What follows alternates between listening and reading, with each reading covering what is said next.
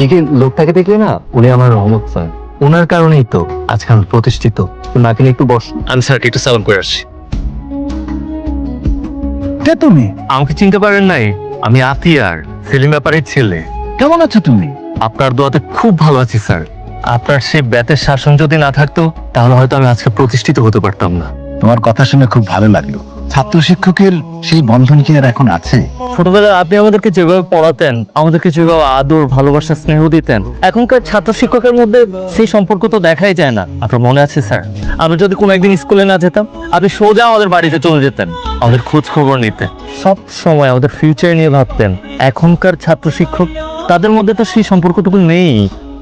একটা minute sir, এই ব্যাগটা দিয়ে স্যার ছোটবেলায় আমাকে যেভাবে শাসন করতেন, ঠিক সেভাবে একটু শাসন করুন। পাগল ছেলে, তোমার মতো ছাত্র পাওয়া সত্যি ভাগ্যের ব্যাপার।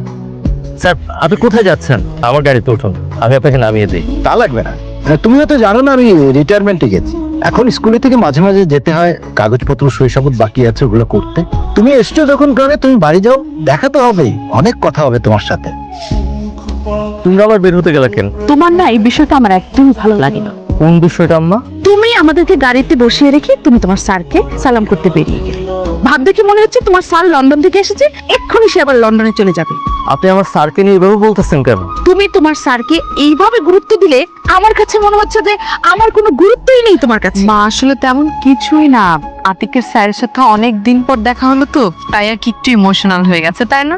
রিচি একদম ঠিক বলছে মা। আর আমি যে আজকে আতিয়ার হইছি, এটার পেছনে রহমত স্যারের অবদান অনেক। তোমার স্যারের অবদানই সব, আমার তাহলে কোনো অবদানই নেই না? আমার মেয়ের কথায় যদি আমি ওর বাবার সাথে তোমার ব্যাপারে কথা না বলতাম, তাহলে তুমি সরকারি চাকরিটা পেতে। মা, মা, দেখছি ভালো আছিস তো তুই? ভালো আছি মা। কেমন আছো তুমি? আমি ভালো আছি। আমি খুব ভালো আছি মা, আপনি কেমন আছেন? রেচি, কি করছিস? ওনার পায়ের অবস্থা দেখেছিস কত খারাপ? বিআইন সাহেবা, আপনি কেন খালি পায়ে ঘোরেন? এটা তো স্বাস্থ্যসম্মত না। আমরা তো গাঁও গ্রামের মানুষ, বিয়ান উঠা আমগো কাম কাজ শুরু করা লাগে। স্যান্ডেল পিন্দা কাম করলে কামে আগায় না। বৌমা, আমার পায়ে ধরে তোমার সালাম করতে হবে না মা, তুমি আমার বুকে আসো।